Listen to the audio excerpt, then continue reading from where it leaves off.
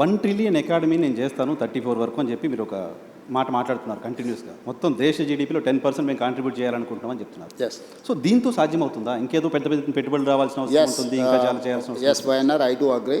నేను ఇంతకు నీకు ప్రారంభంలోనే చెప్పిన, ఒక శాఖకు సంబంధించో ఒక చిన్న ఏరియాకి సంబంధించో మనం డిజైన్ చేస్తున్నాం. కార్పొరేట్ కంపెనీస్ కూడా వాళ్ళు కూడా వాళ్ళ ఫైనాన్షియల్ ఎట్లా ఉండాలి, ఫ్యూచర్ ఎక్స్పాన్షన్ ఎట్లా ఉండాలి, దాని రిసోర్సెస్ ఎట్లా ఉండాలా, దాన్ని మినిమం ఎక్స్పెండిచర్ మ్యాక్సిమం ప్రాఫిట్ ఎట్లా ఉండాలి, ఇట్లా ఎట్లయితే ప్రణాళిక చేస్తారో రాష్ట్రాలకు కూడా ప్రణాళిక ఉండాలి. నేను ఓపెనింగ్ రిమార్క్స్లో చెప్పిన, ప్రజలు ఉంటారు, పార్టీలు ఉంటాయి, ప్రభుత్వాలు మారుతూ ఉంటాయి.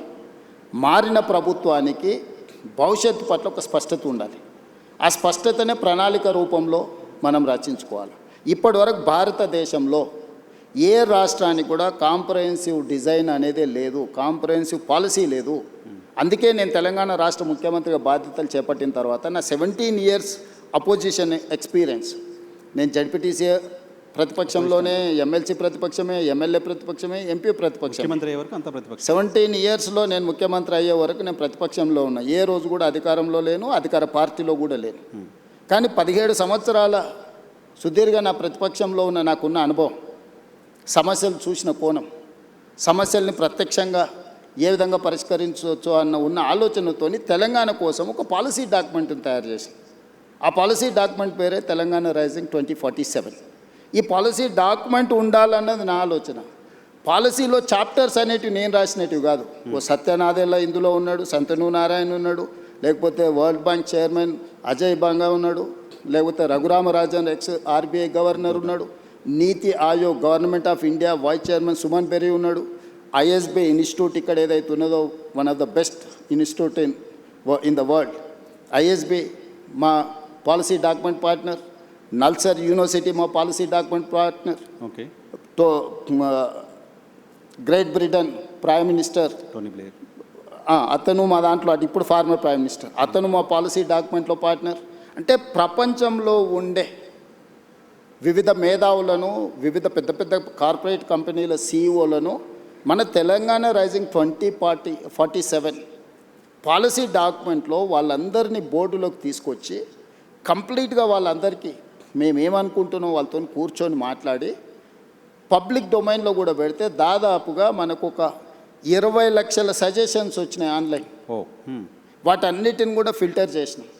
అందులో ఉండే ఎస్సెన్స్ అంతా వాళ్ళు ఇచ్చిన సూచనలు, సలహాలు, అది విద్యార్థులకు కావచ్చు, లేకపోతే నిరుద్యోగుల కోసం కావచ్చు, లేకపోతే ఉమెన్ కోసం కావచ్చు, లేకపోతే ఐటీ పాలసీ కావచ్చు, ఇండస్ట్రియల్ పాలసీ కావచ్చు, లేకపోతే ఏఐ కావచ్చు, ఇట్లా చెప్పుకుంటూ వెళ్తే ప్రతి వర్టికల్ మీద ఆల్మోస్ట్ 8 months కంటిన్యూస్గా చీఫ్ సెక్రటరీ నుంచి ప్రతి ఆఫీసర్ని ఇందులో పెట్టి, ఒక గ్రూప్ ఆఫ్ ఆఫీసర్స్ని పెట్టి, గ్రూప్ ఆఫ్ మినిస్టర్స్ని పెట్టి కన్సెన్సస్ బిల్డ్ చేసి ప్రపంచ దేశంలో ఉన్న ప్రతి ఒక్కరిని మన పాలసీ డాక్యుమెంట్లో ఇంక్లూడ్ చేసి ఇక్కడ ఉన్న నైసర్గిక స్వరూపాన్ని వివరించి, ఇప్పుడు కాశ్మీర్లో ప్లాన్ చేసుకుంటే కాశ్మీర్కు తగ్గట్టు చేసుకోవాలి.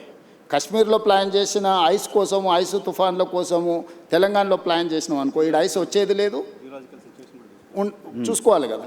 సో తెలంగాణలో ఉండే సహజ ప్రకృతి వనరులు ఏమున్నాయి, ఇక్కడ టాలెంట్ ఏముంది, ఇక్కడ ప్రజలు ఏం కోరుకుంటుంది, ఏ ప్రజల్ని ఇందులో భాగస్వాములు చేస్తే ప్రయోజనం ఉంటుందో అట్లా తయారు చేసి ఒక గ్లోబల్ సమ్మిట్ డిసెంబర్, తెలుసు 2025 డిసెంబర్లో గ్లోబల్ సమ్మిట్ని 108 దేశాల నుంచి కార్పొరేట్ కంపెనీలను, ఫార్చ్యూన్ 500 కంపెనీలను ఆహ్వానించి ఆల్మోస్ట్ ప్రపంచంలో ఉండే ప్రతి పెద్ద సంస్థకు సంబంధించిన ప్రతినిధులను పిలిచి 3 రోజులు గ్లోబల్ సమ్మిట్ నిర్వహించి పాలసీ డాక్యుమెంట్ని తెలంగాణకు డెడికేట్ చేసి, అందులోనే outer ring road inside, cut off is outer ring road, that is called core urban region economy called cure. ఈ 2053 స్క్వేర్ కిలోమీటర్లలో మన రాష్ట్ర జనాభాలో 40% నివసిస్తున్నారు. 1,34,00,000 మంది ప్రజలు ఇక్కడ నివసిస్తున్నారు లోపల, ఈ రింగ్ రోడ్డు లోపలనే. ఇక్కడ పరిశ్రమలు ఉన్నాయి, కాలుష్యం వెదజల్లే పరిశ్రమలు ఉన్నాయి, రకరకాల ఎంక్రోచ్మెంట్స్ ఉన్నాయి, నాలా ఎంక్రోచ్మెంట్స్ ఉన్నది, వాటర్ బాడీస్ ఎంక్రోచ్మెంట్స్ ఉన్నాయి, నదుల ఎంక్రోచ్మెంట్స్ ఉన్నాయి, అన్ని రకాల సమస్యలతో కూడుకున్న థిక్ పాపులేటెడ్ ఏరియా. సో దీన్ని, ఈ క్యూర్ని ఏ విధంగా క్యూర్ చేయాలనేది మా పాలసీ. ఓకే, అందుకే మేము హిల్ట్ పాలసీ తీసుకొచ్చినాం. ఇక్కడున్న కాలుష్యం వెదజల్లే పరిశ్రమలని ఈ కోర్ అర్బన్ రీజన్ బయటికి తరలించాలి.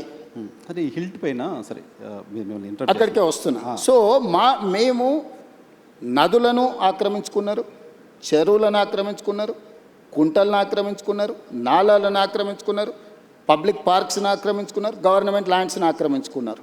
సో ఇన్ని ఆక్రమణలు జరిగిన తర్వాత ఈ నగరాన్ని ఎవరైనా ప్రక్షాళన చేయగలరా?